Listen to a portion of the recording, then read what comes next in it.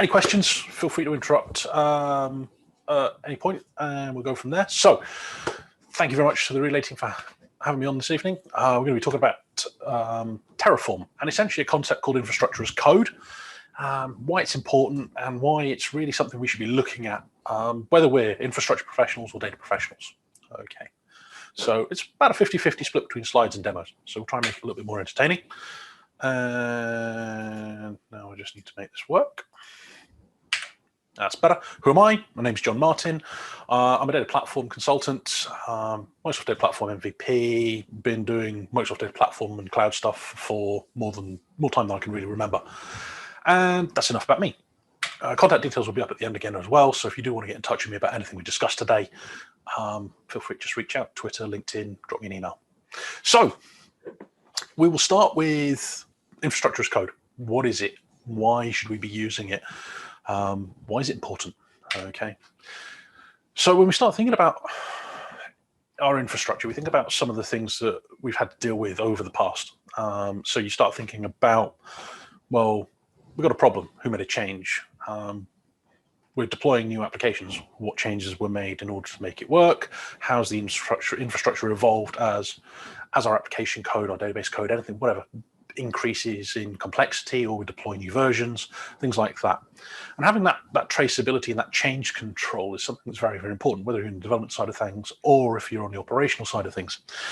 So it's also very important to understand the baseline. So again, when you start troubleshooting, is this basically configured as it's supposed to look like from say the number of servers you've got? I mean, when you start taking that to the cloud side of things, it becomes even more important because you're dealing with sort of pseudo infrastructure when you're dealing with things like platform as a service. So when you look at Azure, in particular, you're looking at app service, VNets, virtual machines, Azure SQL database, data factory, all of these things. There's no tangible infrastructure there. They're all services we're consuming in one form or another.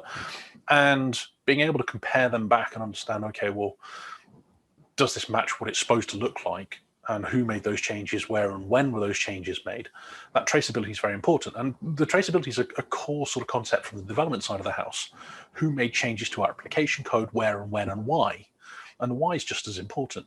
Bringing that to the infrastructure side of the house when we are doing cloud computing, or we're using AWS, we're using GCP, we're using Azure, becomes very, very important because essentially the code we're deploying onto those services, they really sort of sit in lockstep. So version 1 of my code matches with version 3 of my application, for example. So that becomes very, very important. And having that traceability makes our lives a lot easier.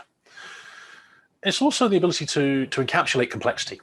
Now, I don't know if anyone's tried spinning up something like multi-region Azure SQL database, so highly resilient, across multiple regions, with all of the networking, private endpoints, all that sort of stuff. Okay, there's a lot of moving parts that go into it, and not everybody's at the same sort of point on that learning curve when it comes to sort of cloud platforms. So encapsulating a lot of that complexity makes it a lot easier for us to engage and bring a lot more of the team into the fold when it comes to deploying and managing this infrastructure.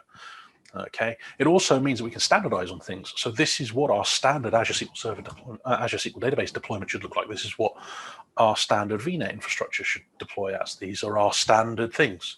So policies, you name it, app service. This is standard app service configuration. So you've got the app plan, the app service, the slots, all of that sort of stuff. You can create modules. You can wrap sort of that up and give it to someone, and then all they need to feed in are the key parameters and the key variables to give it the right name in the right place, and off you go. So again, you're taking and abstracting a level of that complexity away, so it means that we can get people delivering more value and being active and members of the team a lot quicker, and then they can start digging into that complexity, and you don't end up having to onboard someone for 2 or 3 months, that type of thing. So it has some real benefits there as well. And I touched on briefly at the beginning was about the versioning piece of it, where we're looking at this and saying, okay, well, version 1 of our infrastructure, version 2 of our infrastructure, version 3 of our infrastructure, again, when it comes to the cloud side of things, is very, very important, because if our app development team are actually going to say, well, we had some websites and they talk to a SQL Server database. Well, now we're adding this new functionality in, and we're going to need graphing capability. So we need you to deploy Cosmos with Gremlin API side of things, or we're going to be deploying something that needs Azure Blob Storage. So now technically you're really in a position where you say, well, this is what our infrastructure is, this is what it needs to look like. If you take a code-based approach, you can start easily refining that for deployments through your non-production environments. So you can put that all into build pipelines, out it goes, does the application deploy, does the application run, you can start building it into part of the regression testing, the integration testing, and the unit testing of the applications because the infrastructure is there. And you're essentially signing off on this version of our infrastructure is compatible with this version of our application. And then you can keep them going in the sort of same, in the versioning, that type of thing. It makes life a lot easier, again, for troubleshooting. Is it on a supported configuration for us internally? You deal with that sort of situation when you're dealing with external vendors all of the time. Our application needs SQL Server 2016, for example. We're happy to accept it from an external vendor. Really, we want to be looking at providing that as a service to our teams when we're doing that collaboration internally as well. So again, that's a very, very important concept to start getting your head around. And the idempotence of it as well. Now, historically, in the early days of the Azure platform, when you're dealing with CLI, when you're dealing with PowerShell, you ran the same thing a couple of times and you may get errors. It's, oh, this already exists, or that's trying to rebuild stuff and what have you. It's not great. It's got a lot better. But essentially what you want to be getting to a position is that I can rerun the same code over and over and over. And essentially it's putting it into a position to say, well, it's as it should be. I'm not going to bother with it. Okay, well, no, that's not right. I'm going to turn that to the right thing. But essentially I run it with the same set of parameters every single time. I'm going to get the same sort of thing out. It makes life a lot easier for us. Okay. So that's a high level sort of what is infrastructure code and why it's important to us. Like I say, building on those elements from a process perspective, from an operational perspective, consistency is the thing that it really gives us. So we take infrastructure as code and it gives us this consistency where I can say any member of the team, if they feed this in, is going to get the same thing out. It's not going to be reliant on someone clicking through a wizard, clicking through the portal, clicking through anything like that, or they're rolling their own scripts or things like that. What it means is that for the same input, I get the same output. Reason being is we're taking people out of the loop. People are fallible. We make mistakes, quite simply. That's how I learned a lot of my lessons over the course of my career. And you end up with also some of these inconsistencies, so that someone do something slightly different every which way. Capitalizations, naming, tags, casing, not ticking the right box, things like that, okay? We get the same thing every single time. So when you roll from non-production to production, you've got that confidence that when you get there, it's going to happen. And that brings us into the repeatability piece of things, which is I can repeatably and very easily deploy multiple environments very quickly. When you think about what we were doing on premises, even with virtualization platforms, it wasn't always a trivial task to stand up multiple servers. So standing up a brand new web farm with a SQL Server backend that's highly resilient, potentially running that in with storage that's vvols or anything like that, there's a lot of moving parts that cross multiple pillars. And it's about saying, okay, well, I can do this quickly and easily. I can repeat it over and over and over, but it's going to consume a lot of person time. Whereas if we go to infrastructure as code and we can script a lot of it, and it's a lot of this is not just applicable to the cloud environment. Because I mean, when we start talking about what Terraform can do, it has got providers for some of the on-premises side of things. So things like VMware, for example, there's a provider there. And there's a couple of people starting to talk about that in the community, so it's well worth having a look to see where those sessions are if you are in a sort of on-premises or a hybrid environment as well. But again, you come to the cloud side of things, I've got a team of 10 developers. Well, we don't want them all using the same resources because then you'll end up potentially with conflicts. And standing up 10 environments for them, if we've got infrastructure as code, it becomes a very easy task for us to do. They just feed in their own set of variables, they get their own set of stuff into an isolated location. And then that again takes us into the sort of automation perspective of it. So really it's a case of if we take what we've got, it's all infrastructure as code, it's all parameterized. Well, that lends itself well to pushing it into something on Azure DevOps pipeline, Jenkins, Bamboo, you name it, any automation platform. Essentially because it's all there as code and it's all scriptable, I can just push that in and I can do things like token replacement. I can substitute values in for where I need them. I can pass in a parameters file, things like that. And what it means is that, again, I commit a build of the infrastructure, I commit a version of the code to GitHub or Azure DevOps Git or whatever, and it kicks off a build and says, okay, well, does it work? We take that don't break the build concept from the development environment, put it into the infrastructure environment, and they line up. And again, it's if we're going to make an infrastructure change, we can test it out very quickly and it automatically deploys. I don't have to sit there and do things interactively. I don't run the risk of working on something that someone else is working on at the same sort of time. So that automation element of it, repeatability, consistency, it just means that we're getting away from having to spend a lot of time and effort and concentration on doing the small, quite frankly, mundane things, rather than being able to deliver the value that we can deliver as technical professionals. I mean, I know that I'd rather spend a lot more time performance tuning, bug hunting, bug fixing, streamlining processes than building servers, deploying Azure resources through the portal or whatever. That's not hugely valuable to the business and things like that. So it's not valuable to my customers. Whereas if I can spend time not thinking about that and actually, like I say, well, we've got this bug, I found it, we fixed it. We're realizing better benefits. We're getting more value for them. And that's what this will give us. Then we come on and we start thinking about what the options are. And it's going to be largely dependent about which platforms you're using. Now, as I said, typically the focus of this talk is really about the Azure platform.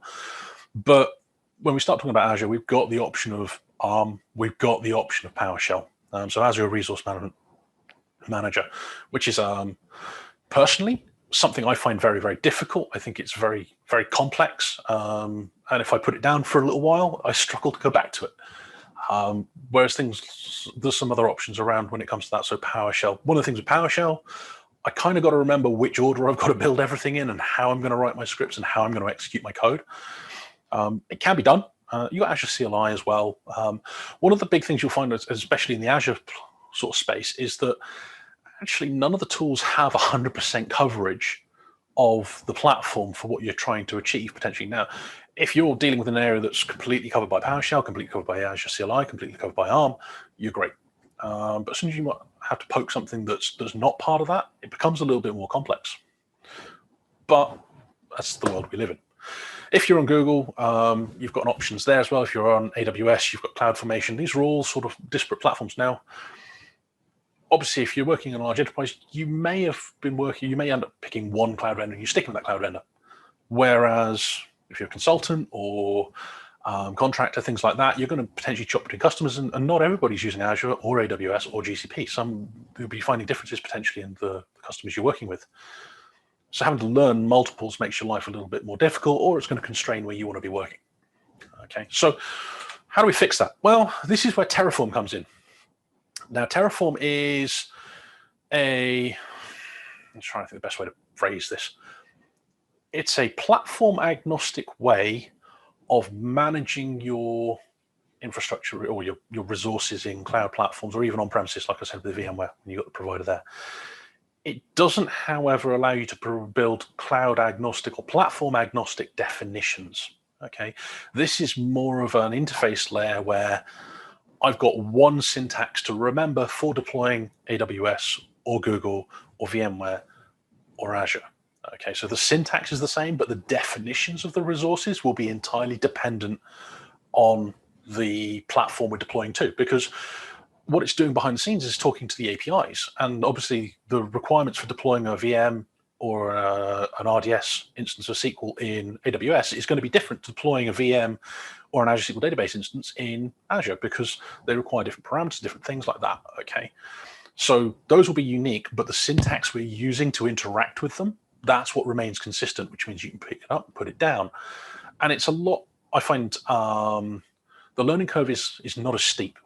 Personally, I find some of these other platforms as well. So that's what we're going to look through. When we get into the demos, we're going to start talking about what Terraform is and how it can help us out. So just to be clear on this, Terraform itself is a syntax, and we'll cover that one in a moment, but essentially what it is a small command line application, and you can get it for Unix, Linux, Mac, or Windows. Okay, so it doesn't matter what your development environment is, what you're running on your laptop. You could be running Mac OS, I'm running Windows, that type of thing. Doesn't matter. The application itself, we feed it the same syntax, it will do the same things for us, but I don't have to run a Windows VM for everything or things like that. I don't have to run a Linux VM or anything like that. My platform that I'm developing on and the one that I'm using day to day is the one that I can keep using. It uses the HashiCorp configuration language, HCL language. Now, this is a syntax. It's very JSON in its sort of approach. And I personally find it very clear. Makes my life a little bit easier. Like I say, I can pick it up and put it down and not have to sort of refresh very little. One of the things that I do find very useful about this, however, is I don't have to remember the order in which I'm defining my resources or how I'm writing my scripts. It's largely independent. Now, when we look at the code in a bit, you'll see that I've got multiple files that form my project for Terraform. And it's not your typical sort of Visual Studio type project where you've got a solution file or a project file and things like that. Essentially, it's a collection of files in a directory, and I tell Terraform, go look there, look for everything that essentially it's got the right file suffix, bring it all together, give me my output. Now, what that means is that Terraform has to do a lot of legwork for us, and it's going to say, okay, well, these are all the resources you want to deploy. Have you got any dependencies? And I can define explicit or implicit dependencies between them. And Terraform will then work out what needs to be deployed serially versus what it can deploy in parallel. So it takes a lot of my thinking away from me, which is great because I've only got a small little head. Terraform knows what it's doing. I trust it. It works. And like I say, so long as I give it the right information to work out what those dependencies are, it will do the work. It will do the heavy lifting for us of making sure that things get deployed in the right way. And we can visualize that, and I'll show you that as well as we go through. And the other thing I really like about Terraform is the stateful nature of it. So what it will do is it will actually create a JSON file, and I can either store it locally if I'm working interactively, or I can put it centrally into an S3 bucket or Azure Blob Storage or the Terraform cloud service. And essentially what it means is I've got a central point for what that infrastructure should look like, which when we start thinking about the automation piece, which we spoke about earlier, if we've got collaborative environments, or even if we're looking at production and saying, oh, well, has anything changed since the last deployment? So if someone got in and updated something manually, I've got a reference file I can go back and check against. And you can script against it, just for whatever. Do not change it, because obviously that's going to mess with what Terraform see. But what it does mean is if you want to build in some testing or send things like that, it's a standard sort of JSON format which we can query and then do something with. So if you want to run your own pester tests, for example, against the deployed infrastructure and say, does this current infrastructure match what's in the state file without having to do a Terraform plan? So there's a couple of different ways we can look at it. So that's a very high level view of the Terraform itself ecosystem. We start thinking about some of the components that go into building it. This is where we've got the foundation of it is providers. Okay, so essentially it's a big sort of pluggable component system. And the providers are essentially our layer between the HCL I define and what happens on the cloud platform or the platform I'm targeting. So in this scenario, the provider would be Azure RM, which is the one we're going to look through today, or the AWS one, or the GCP one, or the VMware, or whatever. Okay, and this is the one that gives us that ability to say, okay, well, what are our providers? What's the syntax we're using? And work through with those ones. And that's our interface layer, essentially. Now, once we've got our provider, give me 1 second. Let me just try and close this window. Noise out there. Once we've got our providers, that's when we start defining our resources. And the resources are the things that we want to deploy. This is your app service, your Azure SQL Server, your Azure SQL DB, your RDS instance, your EC2 VM, whatever, okay? And this is, we define our resource, we deploy the resource, and the various different properties that it requires for us to be able to set it. So name, location, tags. Those are probably the 3 core things that we need to remember for everything. This is the bit where we start defining our relationships and our interdependencies between these items. Okay, so obviously we take Azure as an example. We've got the resource group. We need to deploy that before we can deploy resources.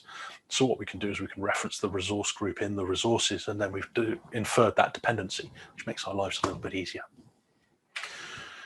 We have data sources as well. So if, for example, you think about the cloud adoption framework, and you're talking about things like the hub and spoke model, enterprise WAN, things like that. Now, I don't want to manage that in one huge Terraform project. That becomes unmanageable. It becomes very difficult to deal with. So I want to break it down into sub areas. Okay. Now, what this data sources allows us to do is look up against existing resources. So I can define, go and look up this app service or this VNet, for example. So if we've got a spoke that we want to plug into the hub, go and look up the hub so I can reference components from there when I'm building and defining my resources here to plug into them. Makes our lives a little bit easier there. One more thing on the data sources piece is you don't always have to reference the resources themselves. You can actually reference a state file from another project. We're not going to cover that one; it's a little bit more complex. So we'll stick with the other ones for today. Variables. Now, when we start thinking about variables, this is where I want to say, okay, well, I'm going to pass in the name of a resource group. Well, that's going to change every deployment potentially. So if I've got it in development, I've got it in production, I've got it in whatever non-production environment. If I make and use variables to set the values and the properties of the resources I'm deploying, it becomes very reusable. Okay, that's how we start doing that encapsulation. That's how we start doing that sort of abstraction of complexity away. Is I define what it should look like, and I say, here's the variables. Just give those values, and it will pop out the other end for you. Outputs is a way for us to actually have information about what we deployed, pushed out to our console window. Sorry. Now, essentially, what this allows us to do is I deploy an Azure SQL database, for example, and I want the connection string, I want the server name, I want the database name, things like that I can have pushed to the console so that I can then use them. Okay. If you're using things like Azure DevOps, there are pipeline components there, excuse me, which will read the console output and allow you to then attribute them to pipeline variables, which you can then feed into other areas of the pipeline. So you can deploy your infrastructure, and then you can deploy your application. You can pass in the connection strings and things like that, just by taking and reading that output and passing them further down the pipeline, which means you can end up deploying your version, you deploy your application and your infrastructure in the same pipeline, which makes life a little bit easier. And then finally, modules, which we're not going to cover in any great depth today, but essentially this allows us to do what I said earlier about really abstracting that complexity away and say, this is what our multi-region Azure SQL database deployment looks like. So I would have the deployment for the database in both sides. We set up the replication, all that sort of stuff. And it just, there it is. Give it this, and it will go away and deal with that. And you don't have to go in and reference and create all of those resources and define them yourself. Again, that's where it comes into sort of really helping sort of empower people to say, go and be productive, do your best work, allow people to really sort of show what they can do. And pulling all this together, that's essentially what it is. And like I said earlier, it's just basically a folder structure with our Terraform files in there. So with that being about just over halfway through, we're going to demos. Are there any questions so far? I can't see the chat window in Zoom at the moment. Arthur or Jesse, have we got anything in the chat window? Any questions at all? There's nothing yet, John. Nothing yet. So either everybody's gone to sleep, sleeping off their dinner, or I'm doing a reasonably all right job. So give me 5 seconds and we will pull up VS Code. If anybody needs me to make this any larger, let me know. Okay. So what we'll do, let's jump into demo 1. And let me just come to here. Figure this out a second. Let's change that view. Can everyone see that all right? Do you want me to try and switch to light mode? I think that's good. Okay, if cool. anybody has any problems, just let me know in the chat. Yeah, ping me and I'll switch it over. So over here on the left-hand side, I've got the folder structure for demo 1.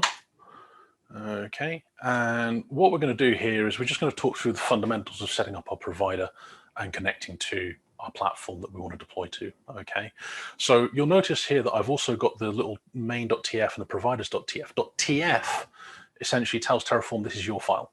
Okay, so when you're telling it to deal with a directory, anything that's suffix TF, sorry, is what it will go and have a look at and interpret. Okay. So within that, let's get rid of this complex one for the minute, because that's getting ahead of ourselves. So we start with provider. Essentially, it's a very simple little block. Here I'm specifying or hard coding the version and any particular feature. So this is like destroying disks when you destroy VMs. There's certain flags that you can set in here. Okay. Now this is because I'm using Azure CLI for an interactive session. Okay. So here I'm basically saying when I run Terraform at the command line, all I'm telling it is that go and look up the version and then use everything for my session. And I'll show you that in a moment when we jump into the command line to run stuff. So before we get there, the other alternative is if we want to use something like, for example, a service principal with this. Okay, so if we zoom in here, this is where it starts to get a little bit more complex, and we can say, okay, I want to pass in a specific subscription ID, a client ID, which is our service principal ID, the secret, which comes out of it, and the tenant ID as well, where we're authenticating against. So if we're going to go in and do things from an automation perspective, you could, in theory, do the whole CLI setup and log in and everything like that. Best way to do it if you're doing automation, use a service principal, really. Makes our lives a lot easier. And this allows us to parameterize things like the subscription ID and the secrets that we're using as well, and allows us, if we're using things like Azure DevOps, to link in and put those secrets into Azure Key Vault, which means we can then keep them nice and secure as we work through with those. Okay, so the demos I'm going to do today are going to be done using the interactive mode. So I've already logged in with the Azure CLI to save the pain of having to look at that one. So what I'll do is, we do this one, grab, why has that, that's better. Okay, let's put that in the middle for a minute. So if we just jump into the, keyboard stopped working. Okay.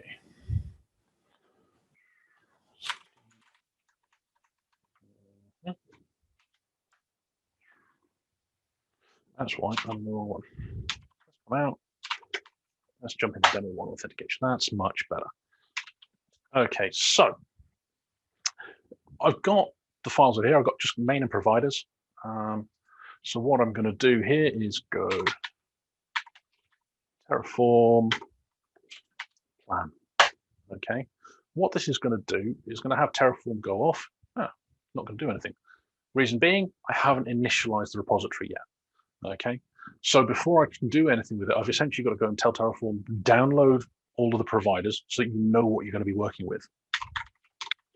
So if we do Terraform init, okay, here we go. Right, it's now downloading the provider to us.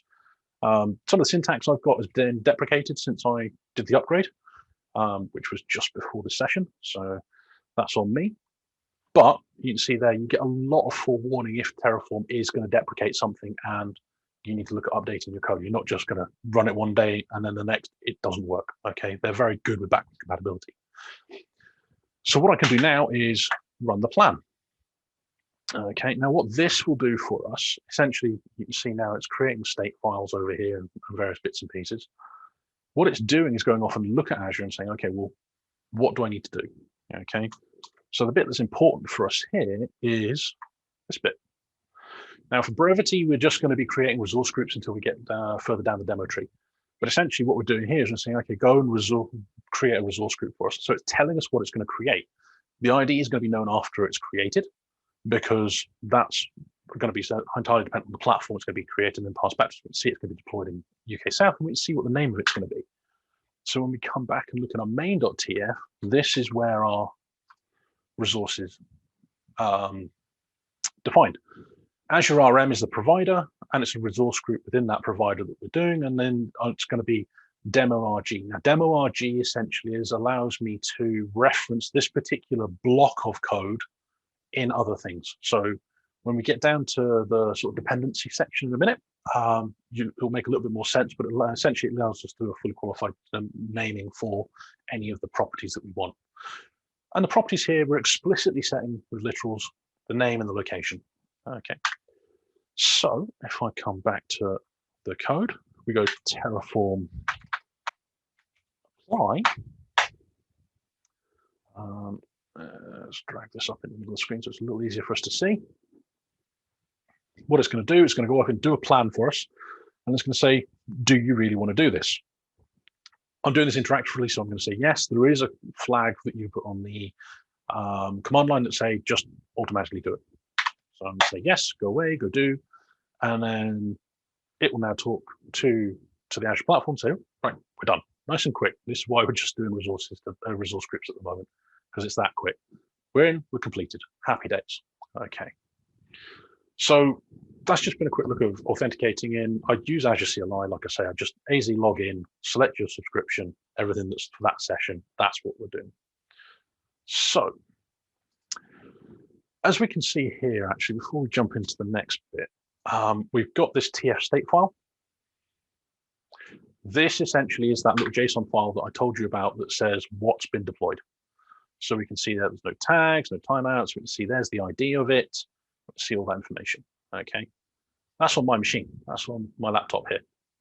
That's no good if I'm working in a collaborative environment. Okay, because other people won't have that access to that state file. So what do we do? We're going to store it centrally. So this is what's referred to essentially as a remote state. So what we do here is I need to create some. I'll store this one in Azure Blob Storage. So what I'm going to do here is create a resource group for my blob storage, my storage account. Let me just bring that up a bit so you can see there. So I'm just deploying this with Azure CLI. I could use Terraform, but a little bit of variation. So essentially that's going off. It takes a couple of minutes to deploy our storage account. And then once we deploy the storage account, we need to create containers for our state files to live in, basically. Now, if you're using Azure DevOps, there's a whole pile of plugins that have got a lot of these options baked in, so we don't have these as verbose. We just have to create the storage account and the containers, which we'll do that now. So our storage accounts are all set up. We'll have a look at those shortly. So if I come back to here, save that before I close it. And then let's jump in and say providers. Well, you can see it's the same as it was before. We're specifying a particular version. This time we've now got backend.tf. Okay, this one here. And this is all about where we're going to go and store that information. Okay, so again, I'm being very verbose here with this one. I'm saying, what's the resource group in Azure that I want? What's the name of the storage account? What's the container name? And then what's the key for the state file? And you can parameterize these. You can put in things that will make it a little bit easier to sort of make them more dynamic, things like that. But for the purposes of this, just to make our lives a little easier, I've been very explicit in what we're deploying. And then if I come into main, again, it's just the same again. So just deploying it, it's got a different name this time, so it makes our life a little bit easier. So if we just go to init, wrong one. That's fine, the wrong command window.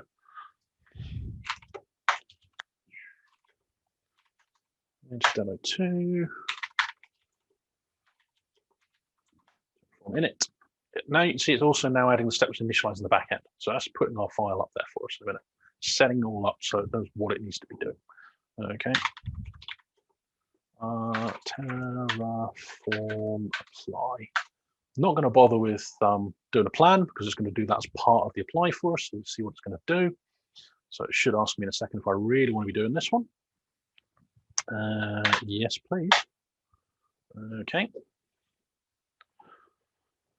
So once this completes, let's go have a quick look at our block resource groups. So here we can see that we've got demo 1 and our backend. Demo 2 will appear in there in a moment once my portal catches up.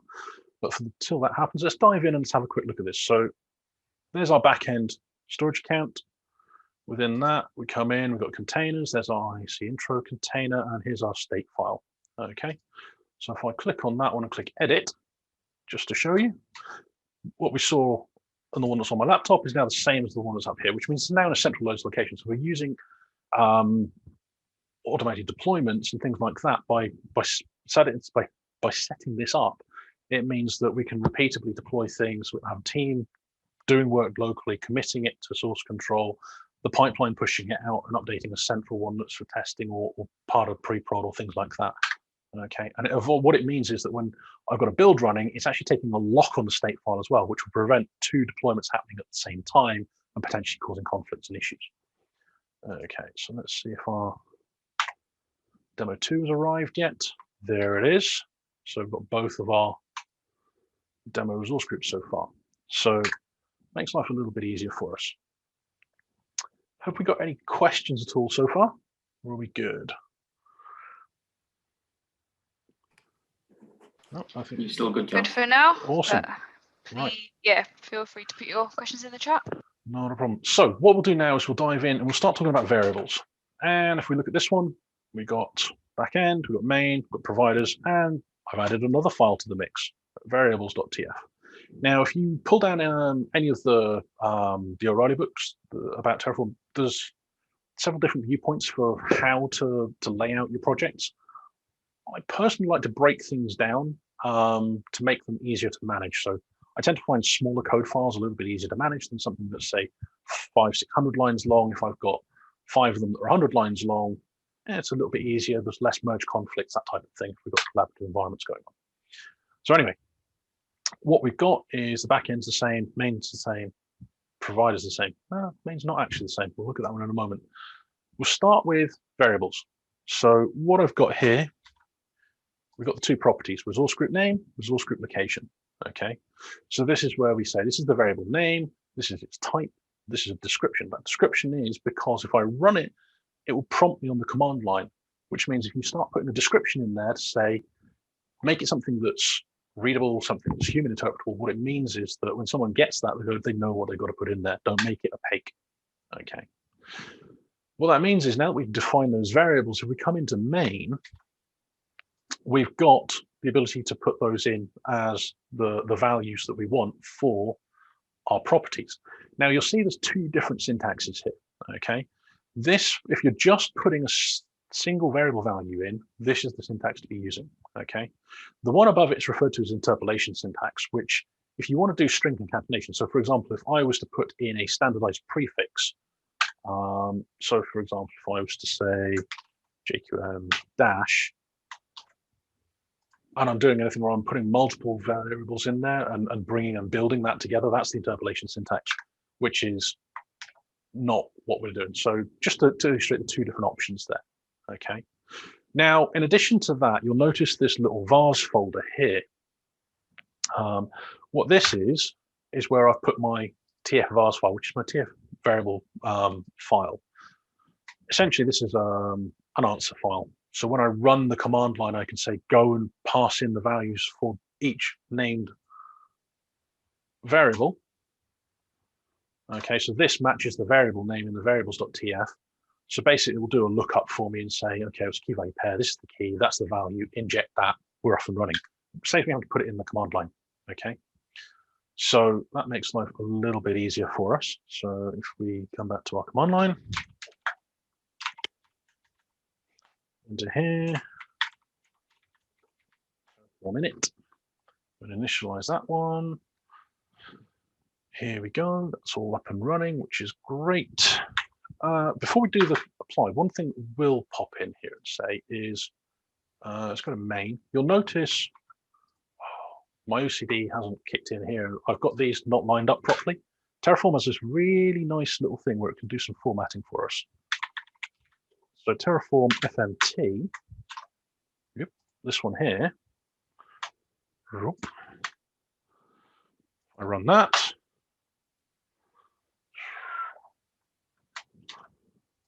Now it's all lined up nicely.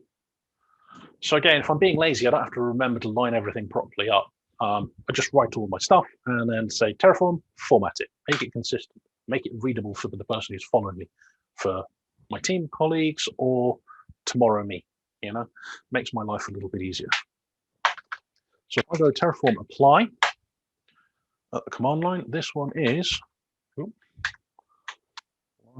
can see here, it's now asking me to provide the region for the resource group. So if I just Control-C out of that one, var file equals vars /demo.tf vars. Okay, if I provide it the answer file, then it's going to go and do that lookup for me, and it should just go straight into our apply. Now, one of the things to remember for this is because there's potentially some sensitive information in the TF vars, I tend not to commit those to source control. I might put something in there like a shell one with a slightly different suffix. That way, I make sure I don't commit a password or a secret or something like that I may have put in there for testing purposes on my machine. And there we go. Right, that's all happy and deployed for us. So we're up and running. So that's all provided and done everything that we need to do. If we have a quick look at this in the back end, we'll have a quick look and say there, containers. Nice intro, demo 3, edit. There's all our information, nice and happy. Okay, so moving on to demo 4. Tags. Tags are important. This is the thing to do. This is how, for things like Azure, it allows us to do billing and roll up and stuff like that, which makes life a lot easier for us. So one of the things that do here is these are common tags, for example, and I've got the ability to. I've done this one for SQL Denmark before, but I can set other things like auto cleanup or environment. All of these, I make them variable driven. Timestamps. There's various functions as well. So what I do is, again, come in here into main. I'm now adding some extra pieces here.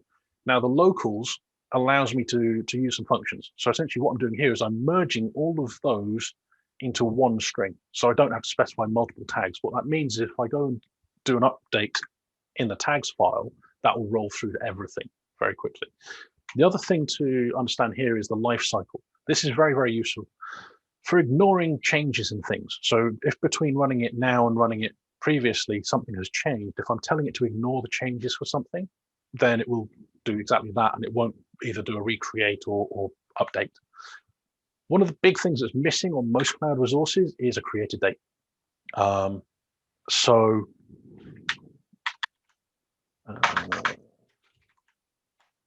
one of the things I tend to do is always put a created date tag onto my resources. What that means is I know when it was created. So if I start seeing a spike in billing, okay, well, what was created on that day? I can start going back and hunting down those resources. Okay, makes life a lot easier for us. Now, one of the other things to think about is, okay, well, if I'm using a timestamp, that's going to change every time I rerun it. That's why I'm using the lifecycle block there to say, just ignore it. Once it's been created, don't bother. So if we come in here now and delete those 2 tags because they're not relevant to us. We run the apply. This should pick up there's been a change in the tags, and then we'll go from there. So you can see here that it's going to go and change the tags block for us. Okay. Go. Right then. Be nice and easy. So there we go. It's just gone and changed it. It's not destroyed it. So it's just gone and updated the tags for us. So now they're what we did. But by changing it in one file, I've changed it on all the resources that's then referenced in. So final demo is about dependencies. Now this is the fun one. We dive straight into main, and this is where we're going to be deploying a number of things. So I'm just get rid of these boxes. Okay. So I'm deploying a resource group. I'm then deploying an Azure SQL Server. Up here, I'm using a random ID resource to basically generate a 4-byte character string on the end so that I know it's unique globally. I'm then coming down and saying for Azure SQL Database, I want to create multiple of these. So I'm using the count property. So this is basically saying how many of these do I want to deploy. Then I'm going to set up some firewall rules here. Okay, so if we now come to here, 5 dependencies, Terraform Graph. before we do that, though. So what we'll Got do a here. question here Yes. from Suresh in the chat. Yes. So he asks, if you rerun Terraform apply again, how will it identify the resource exists and not create it again? Is it based on the resource name? It uses the IDs. So that's why if you go and change the content in the state file, if the ID matches, then that's really what it's looking for, is that uniqueifier. Okay. So if you've got the same thing with multiple names, that's when you can potentially end up with some conflicts. Okay.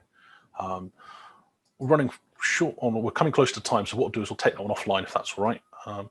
What I've done here is I've just run Terraform Graph, and this puts out a digraph notation for us. So if I come to this, see if I can find, let's go web graph is. Where is it?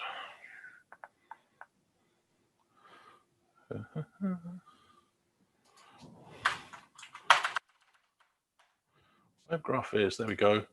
So essentially what I can do is if I take the information from that, plumb it in there, I can actually then visualize what my deployment is going to look like. So again, it helps us write our code a little bit better. We can understand what's going on, say, okay, well, here we are with these ones. So I can see what those dependencies are. And we read it from bottom to top, essentially. So the variables are required to deploy common tags, which is then referenced here by the resource group, and that's all referenced down through that line as well. So we can start seeing that dependency in place. Okay, so it becomes very, very important to helping us make sure that we know what we're looking at. Okay, so now if I come to this and do, no, not that one, this one, Terraform apply, what you'll see here is when it gets around to doing the deployment for us, it's going to deploy the resource group, then it's going to deploy the Azure SQL Server, then it's going to deploy multiple Azure SQL databases in parallel. Okay, and because this is going to take a little bit of time compared to some of the ones we've done previously, what you'll see is here we get this information at the bottom, okay, after n number of seconds. So we'll just leave this creating in a moment. Okay, so you can see there, okay, still creating the SQL Server, 10 seconds have elapsed. Okay, so that will go through, every 10 seconds you'll get a notification on that one. Okay, so I know we're at time now, aren't we, Jesse? Indeed, we are. Okay, so let's just do one quick summary. It's a cross-platform tool, as I said. You can automate it, you can abstract complexity away, get it in as code, means we can version things, we can line everything up, and it means that we can spend a lot more time doing things that are of real value. Thank you very much for having me today. I really appreciate it. If we've got time for questions in general chat, I'll be hanging around, but obviously I don't want to take any more of Anna's time up. So thank you very much, everyone. Thanks, John. So actually, yeah, we've got a 10-minute break now, but if you don't mind, people can kind of stick around in the break and ask questions if they wish. Yep. And other than that, we'll be back at 8 o'clock for Anna.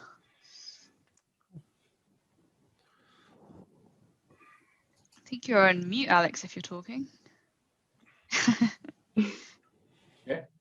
Yeah. Jess, did we deal with the question in the open questions? What if you lose your state file? No, where was that? Just seen that one, Peter. In the questions. Yeah. Yeah. Thanks, Peter. Don't lose your state file. Or in many places. Yeah, I mean, that's where making use of, so things like Terraform's online service makes life a little easier because it abstracts that, makes it highly available. Likewise, if you're using Azure Blob Storage, for example, that's where you want to turn on the whole soft delete versioning and a sort of redundancy for the storage account.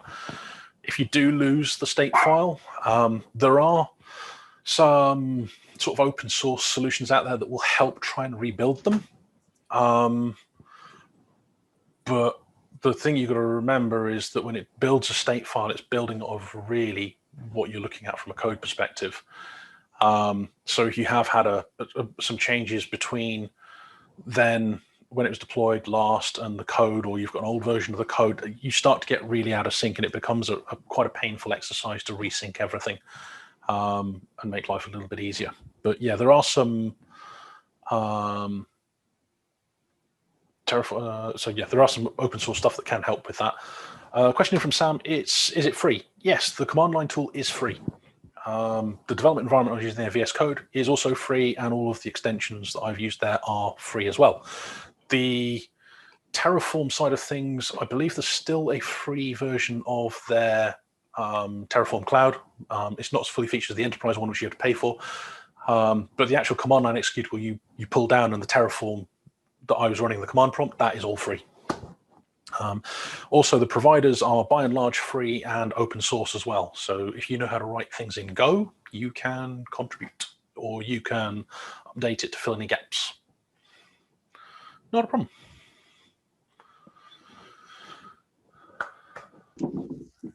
Ooh, right, I will keep my mouth shut now for 5 minutes. Let Anna get ready for her session. So thank you very much, everyone. And I'll be lurking here with my camera off, Alex, for the rest of this. I'm looking forward to the next one.